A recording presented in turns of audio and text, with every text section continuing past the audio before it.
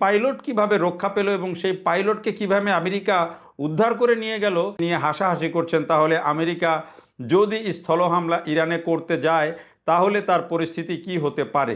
Donald Trump নিজেই বলছেন এটি ছিল অত্যন্ত রুদ্ধশ্বাস একটি অভিযান। এবং আসসালামু আলাইকুম প্রিয় বন্ধুরা, দেশীয় প্রবাসী যে যেখান থেকে দেখছেন প্রত্যেককে শুভেচ্ছা জানাচ্ছি। আমি Saidul Islam.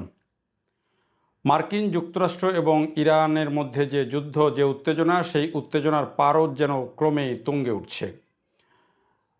President Donald Trump পঞ্চমবারের মতো তিনি ইরানকে হুমকি দিয়েছেন এবং ভয়ঙ্কর ভাষায় হুমকি দিয়েছেন। তিনি বলেছেন যদি 48 ঘন্টার মধ্যে যদি কোনো চুক্তি না হয়, কোনো সমঝোতা না হয়, তাহলে তিনি ইরানকে নরক বানিয়ে দিবেন এবং বলেছেন যদি হরমুজ প্রণালী খুলে দেয়া না হয় তাহলে তিনি ইরানকে নরক বানিয়ে দেবেন, এমন হুমকি দিয়েছেন এবং বলেছেন যে এটি তাদের জন্য শেষ সুযোগ, এই হুমকি দিয়েছেন। কিন্তু ডোনাল্ড ট্রাম্প যখন এই হুমকি দিয়েছেন তার আগে বেশ নাটকীয় কিছু ঘটনা ঘটেছে।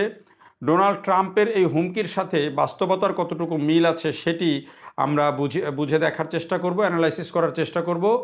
যেহেতু ইরান ডোনাল্ড ট্রাম্পের এই হুমকি, যে হুমকিটিকে আমি বলছি যে পঞ্চমবারের মতো হুমকি দিয়েছে, ডোনাল্ড ট্রাম্প কিন্তু বারবার করে 48 ঘন্টার আলটিমেটাম দিচ্ছেন আর হুমকি দিচ্ছেন, আলটিমেটাম দিচ্ছেন আর হুমকি দিচ্ছেন। শেষ পর্যন্ত যখন ইরানে গিয়ে একটি F-15 বিধ্বস্ত হলো ইরানি মানুষ সেনাবাহিনীর হাতে, IRGCর হাতে, তখন এই যে F-15-এর যে ক্রু ছিল সেই ক্রুকে উদ্ধার করতে গিয়ে আজকে আরও অন্তত চারটি হেলিকপ্টার এবং কি বলে যে যুদ্ধবিমান বিধ্বস্ত হয়েছে। এখানে দুটি ব্ল্যাক হক হেলিকপ্টার আছে এবং একটি C-130 হচ্ছে তাদের যেটিকে বলা হয় দৈত্য মানে জাহাজ, যেটিকে এটি যদিও এইটি তারা বিভিন্ন দেশে নানা রকমের কাজে ব্যবহার করে থাকে। এটি পরিবহনের জন্য, পরিবহনের জন্য ব্যবহার করা থাকে, সামরিক পরিবহনের জন্য।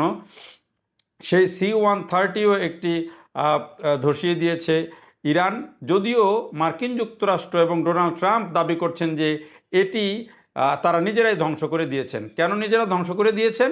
যে তারা বলছেন যে এটি শত্রুদের দখলে চলে যেত, এ কারণে তারা এটিকে নিজেরাই ধ্বংস করে দিয়েছেন, যাতে এটি তারা ব্যবহার করতে না পারে বা এটি সম্পর্কে আর কোনো তথ্য না পায় বা এটি নিয়ে যেন বাড়তি প্রচারণা করতে না পারে। এটি হচ্ছে ডোনাল্ড ট্রাম্পের দাবি। এখন এইটি কেন তাদেরকে করতে হলো? যে নিজেদের, ধরলাম যে তার কথা সত্য, তাহলে কেন এই এত দামি একটি $1 মিলিয়ন মিলিয়ন, যেই ক্ষতি হয়েছে সেটি $1 মিলিয়ন না $1 বিলিয়নের কাছাকাছি, তো সেটি কেন তারা করতে গেলেন? যে এই ব্ল্যাক হক হেলিকপ্টার, তারপরে হচ্ছে C-130 যেই উড়োজাহাজ, এগুলো কেন নিজেরাই ধ্বংস করে রেখে আসলেন ডোনাল্ড ট্রাম্পের বাহিনী, সেটি যেমন অ্যানালাইসিস করার দরকার আছে। আবার একই সাথে ইরান কিভাবে তাদের দেশে একজন পাইলট, যেখানে সেই F-15 বিধ্বস্ত হয়ে গেছে, সেই পাইলট কিভাবে রক্ষা পেল এবং সেই পাইলটকে কিভাবে আমেরিকা উদ্ধার করে নিয়ে গেল, সেটি একটা বড় প্রশ্ন। এবং ইরানের যে যুদ্ধের দুর্বলতা, অনেকেই এটি নানাভাবে ব্যাখ্যা করছেন। কেউ বলছেন যে এটি ইরানের আকাশসীমা যে অক্ষত নয় সেটির যেমন একটা প্রকাশ, এবং যুদ্ধে তাদের কৌশলেরও এটি একটি বড় দুর্বলতা, যেটি অনেকে সমালোচনা করার চেষ্টা করছেন। কিন্তু যেটি আসলে বলা দরকার যে ডোনাল্ড ট্রাম্প যেই বর্ণনা নিজে দিয়েছেন এই ঘটনা নিয়ে, অর্থাৎ এই যে F-15 বিধ্বস্ত হওয়া, তার একজন পাইলটকে উদ্ধার করে নেওয়া এবং একজন ক্রু তাকে খুঁজে না পেয়ে 2 দিন ধরে এরপরে অভিযান চালানো, সেই অভিযানে কয়েক ডজন যেই কি বলে যে বিমান, উড়োজাহাজ এবং যুদ্ধবিমান ব্যবহার করা, কয়েকশো সর্বোচ্চ প্রশিক্ষিত সৈন্য নিয়ে সেখানে অভিযান চালানো এবং সেখান থেকে ওই ক্রুকে উদ্ধার করে নিয়ে আসার যেই দাবি, সেই দাবি যখন সামনে আসছে তখন কিন্তু আমেরিকার যে অবস্থান সেটিও কিন্তু একটা প্রকাশ পাচ্ছে। একজন ক্রুকে উদ্ধার করতে যদি এই ধরনের অভিযান চালাতে হয় এবং এইভাবে কয়েক ডজন যুদ্ধবিমান নিয়ে যেতে হয় এবং সেখানে তাদের দামি দামি যেই উড়োজাহাজ এবং হেলিকপ্টার সেগুলোকে এভাবে ধ্বংস করে দিয়ে আসতে হয় বা ধ্বংস হতে হয়, সেখানে কিন্তু এখন অনেকেই এটি নিয়ে হাসাহাসি করছেন। তাহলে আমেরিকা যদি স্থল হামলা ইরানে করতে যায় তাহলে তার পরিস্থিতি কি হতে পারে?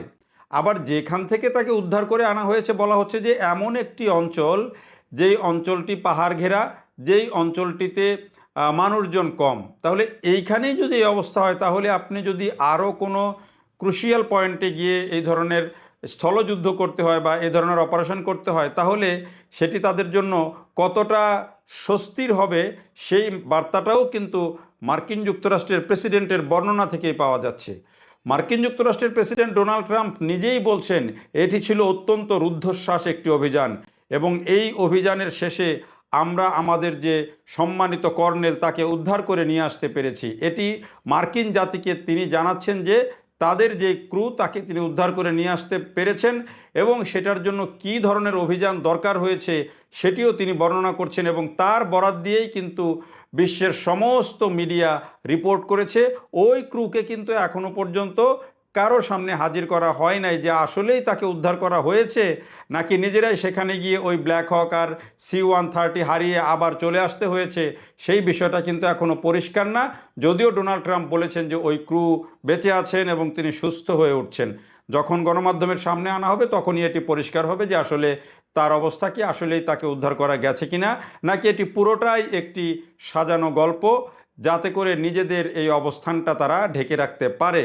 এইখানে যে ইরানে গিয়ে এই একজনকে উদ্ধার করতে গিয়ে তারা যে পরিস্থিতির মুখোমুখি পড়েছে সেটি যেন তার দেশের মানুষের কাছে বা বিশ্ববাসীর কাছে প্রকাশ না পায়, সেটি লুকানোর একটা টেন্ডেন্সিও থাকতে পারে। কারণ আমরা বরাবরই দেখছি যে গণমাধ্যমের সাথে এক ধরনের লুকোচুরি সবসময়ই চলছে।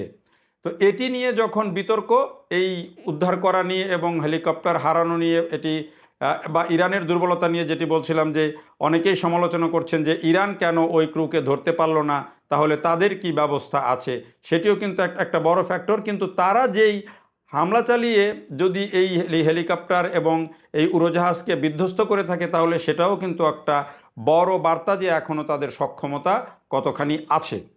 তো এর মধ্যেই যখন হরমুজ প্রণালী নিয়ে কথা বলছিলাম, যে হরমুজ প্রণালী খুলে না দিলে ডোনাল্ড ট্রাম্প বলেছেন যে ইরানকে নরক বানিয়ে দেওয়া হবে। তো এই হুমকির মধ্যে আবার আলোচনা বসেছে ওমান এবং ইরান, পররাষ্ট্রমন্ত্রী পর্যায়ে আলোচনা চলছে। তার একটা বিকল্প খুঁজছে যে এটির বিকল্প কি হতে পারে বা কিভাবে সমাধানে আসা যায়, সেই বিকল্প নিয়ে আলোচনা হচ্ছে, যদিও সেটি এখনও চূড়ান্ত হয় নাই।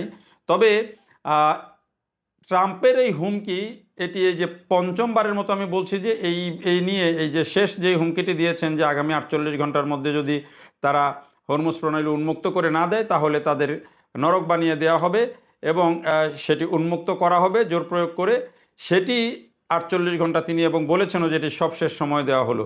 তো এই যে বারবারে তিনি আলটিমেটাম দিচ্ছেন এবং সেই আলটিমেটাম দিচ্ছেন এবং বাড়াচ্ছেন, এটিও কিন্তু তার এক ধরনের দুর্বলতার প্রকাশ।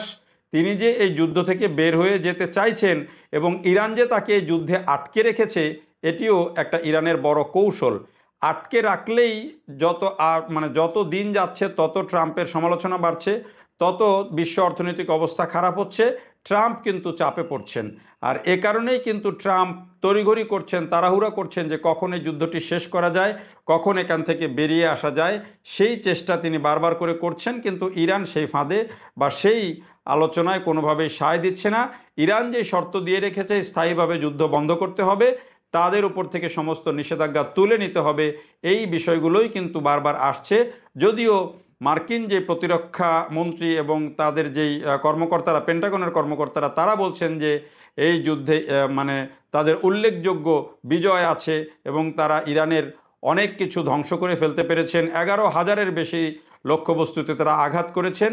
কিন্তু এর মধ্যেই কিন্তু তাদেরই গোয়েন্দা সংস্থাগুলো রিপোর্ট করছে যে ইরানের যেই অস্ত্রের ভাণ্ডার আন্ডারগ্রাউন্ডে আছে সেটির অর্ধেকও এখনও অক্ষত আছে, এবং তারা বলছেন যে তারা যখনই একটি জায়গা ধ্বংসস্তূপ হচ্ছে, বাংকার ধ্বংস হচ্ছে, সেখানে আবার নতুন করে তৈরি করে তারা হামলার জন্য প্রস্তুত করে ফেলছে, যেটিকে তারা বলছেন যে এটি বারবার ঘুরে দাঁড়ানোর লক্ষণ ইরানিদের।